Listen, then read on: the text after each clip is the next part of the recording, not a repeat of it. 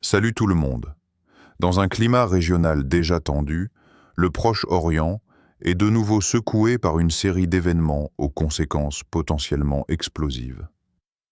L'Algérie, fidèle à sa tradition diplomatique non alignée, appelle au respect d'un cessez-le-feu immédiat dans la région. En parallèle, Israël a revendiqué l'assassinat ciblé d'un membre influent des gardiens de la révolution islamique iranienne à Beyrouth, capitale libanaise. Cette action, belluée inédite par sa portée symbolique et stratégique, soulève une question brûlante. Quelle sera la réaction de l'Iran, puissance régionale dotée d'un réseau d'alliés et de forces asymétriques? Dans cette vidéo, nous allons décrypter les enjeux de cette nouvelle escalade, le positionnement algérien, les implications de l'opération israélienne, le rôle des gardiens de la révolution à l'étranger, les scénarios de riposte iranienne et les risques d'un embrasement régional. Position de l'Algérie et son appel au cessez-le-feu. L'Algérie, depuis son indépendance en 1962, s'est toujours positionnée comme une voix forte pour la paix et la solidarité internationale, notamment avec les peuples opprimés. Dans le conflit israélo-palestinien, et plus largement les tensions au Moyen-Orient, Alger a toujours plaidé pour une solution politique, en accord avec le droit international. C'est dans ce contexte que le ministère algérien des Affaires étrangères a récemment lancé un appel pressant au respect d'un cessez-le-feu global dans la région, après la montée des tensions entre Israël, l'Iran et leurs alliés respectifs. Cet appel s'est adressé non seulement aux parties impliquées, mais également à la communauté internationale, notamment à l'ONU et à la Ligue arabe. Alger insiste sur l'urgence d'éviter une guerre généralisée qui pourrait déstabiliser encore davantage une région meurtrie par des décennies de conflits. Le président Abdelmadjid Tebboune, dans un discours officiel, a évoqué la responsabilité historique des peuples arabes à défendre la paix. Cet appel a été salué par plusieurs chancelleries arabes, notamment en Tunisie et en Jordanie. En revanche, il a été accueilli plus prudemment par les grandes puissances occidentales, certaines accusant l'Algérie de partialité historique contre Israël. Pourtant, dans les faits, l'Algérie cherche à jouer un rôle de médiateur en s'appuyant sur son image de pays non interventionniste et solidaire des causes justes. L'opération israélienne à Beyrouth fait réaction. L'opération menée par Israël à Beyrouth a fait l'effet d'un choc. Selon les sources militaires israéliennes, l'opération visait un haut gradé des gardiens de la révolution islamique iranienne, identifié comme étant un coordinateur clé entre Téhéran et le Hezbollah libanais. L'attaque, menée par drone selon plusieurs témoins oculaires, a visé un quartier du sud de Beyrouth, bastion traditionnel du Hezbollah. L'explosion a détruit une voiture et touché un immeuble résidentiel, causant également la mort de 3 civils libanais, dont un enfant. Ce bilan a immédiatement provoqué des manifestations dans la rue, accusant Israël d'avoir violé la souveraineté libanaise et de mettre en danger les civils. Le gouvernement israélien, pour sa part, a justifié l'opération en affirmant qu'elle visait à prévenir une menace imminente et que la cible participait activement à la planification d'attaques contre des intérêts israéliens dans la région. Les autorités israéliennes ont également affirmé que cette opération s'inscrivait dans une logique de défense préventive, argument souvent avancé pour légitimer des assassinats ciblés. Le Hezbollah, dans un communiqué, a dénoncé un acte de guerre, promettant que le sang des martyrs ne resterait pas impuni. Le gouvernement libanais, quant à lui, a saisi le Conseil de sécurité des Nations Unies, estimant que cette attaque représentait une grave violation du droit international. Le rôle des gardiens de la Révolution en dehors de l'Iran.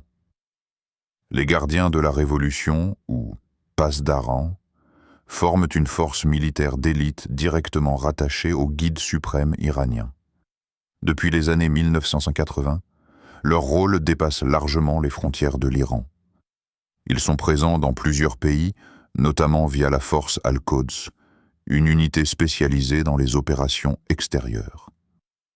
Au Liban, ils entretiennent des liens étroits avec le Hezbollah, qu'ils ont soutenu militairement et logistiquement depuis sa création dans les années 1980.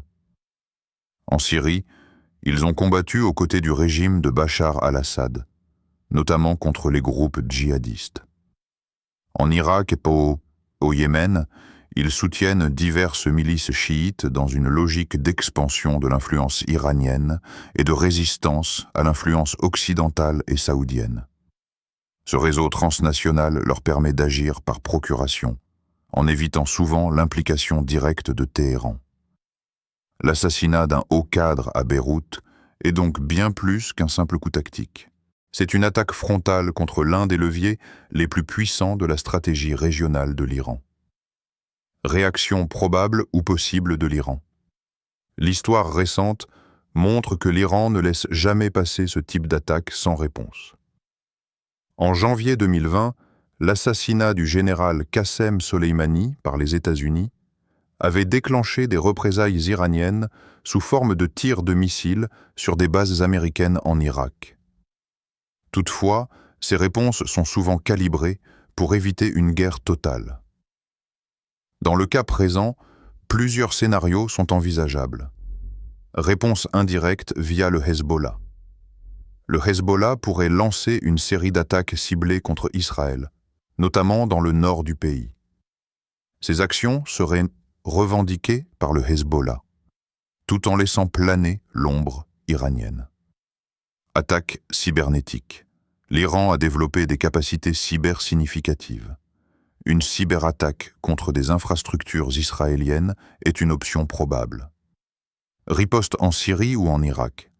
Téhéran pourrait viser des intérêts israéliens dans ces pays où il dispose de bases arrières. Attente stratégique. Téhéran pourrait décider de différer sa riposte, le temps de mieux préparer une réponse plus symbolique. Il est cependant peu probable que l'Iran engage une riposte directe contre Israël depuis son propre territoire. Cela ouvrirait la voie à une guerre ouverte que ni l'un ni l'autre ne semble souhaiter pour l'instant. L'Iran préfère généralement des ripostes asymétriques, combinant guerre de l'ombre, pression psychologique et démonstration de puissance indirecte. Risque d'escalade régionale. Le principal danger aujourd'hui est l'élargissement du conflit à l'échelle régionale. L'assassinat d'un membre des gardiens de la révolution iranienne à Beyrouth n'est pas un événement isolé. Il s'inscrit dans une dynamique de confrontation continue entre Israël et l'axe Iran-Hezbollah. Si l'Iran choisit de riposter de manière significative, cela pourrait entraîner une réaction israélienne immédiate, voire une guerre ouverte sur plusieurs fronts. Le Liban est le premier pays en ligne de mire. Le Hezbollah, armé et entraîné, pourrait déclencher des hostilités à la frontière nord d'Israël. L'armée israélienne, de son côté, semble déjà en état d'alerte maximale. Ce front pourrait rapidement s'étendre à la Syrie, où les forces iraniennes et les milices pro-iraniennes sont régulièrement visées par Israël. Mais les risques d'embrasement ne s'arrêtent pas là. L'Irak et le Yémen, où l'Iran dispose également de relais armés, pourraient devenir des théâtres d'opérations secondaires. Des milices chiites irakiennes, comme Kataeb Hezbollah, pourraient viser des bases américaines ou israéliennes. Les Houthis au Yémen, eux, pourraient lancer des attaques contre Israël en signe de solidarité. Enfin, les pays du Golfe observent la situation avec inquiétude. Une escalade militaire menacerait directement la stabilité économique et énergétique de la région. Des perturbations dans le détroit d'Ormuz ou des attaques de drones sur les installations pétrolières saoudiennes ou émiraties ne sont pas à exclure si le conflit s'intensifie. Rôle de la communauté internationale. Face à cette montée des tensions, la communauté internationale tente d'éviter l'irréparable. Le Conseil de sécurité de l'ONU a été saisi par le Liban et plusieurs pays ont demandé une réunion d'urgence. Cependant, comme souvent, les divisions entre les membres permanents du Conseil bloquent une réponse ferme et unifiée. Les États-Unis, alliés indéfectibles d'Israël, ont soutenu son droit à se défendre, tout en appelant à la désescalade. Washington redoute qu'un affrontement ouvert entre Israël et l'Iran n'oblige l'Amérique à s'impliquer militairement, ce que l'administration actuelle cherche à éviter. La Russie et la Chine, toutes deux proches de l'Iran, ont dénoncé l'opération israélienne comme une violation de la souveraineté libanaise. Moscou, déjà présente militairement en Syrie, craint que la situation ne compromette son influence dans la région. L'Union européenne, quant à elle, appelle à la retenue, mais son impact diplomatique reste limité. La France, historiquement impliquée au Liban, tente de jouer les médiateurs, mais sans grand effet pour l'instant.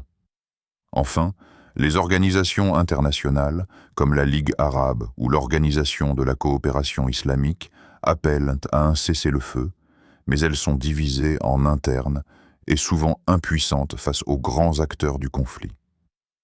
Le monde regarde donc avec appréhension une situation explosive, où un faux pas pourrait tout faire basculer. L'assassinat d'un cadre iranien à Beyrouth par Israël marque une nouvelle étape dans la confrontation entre ces deux puissances ennemies. Alors que l'Algérie appelle à la paix et au respect du droit international, les acteurs majeurs semblent s'orienter vers une dangereuse escalade. L'Iran pourrait riposter directement ou indirectement et faire vaciller un équilibre régional déjà très fragile. La question désormais est de savoir si la diplomatie l'emportera sur la logique de guerre. Plus que jamais, l'avenir du Proche-Orient dépendra des décisions prises dans les jours à venir.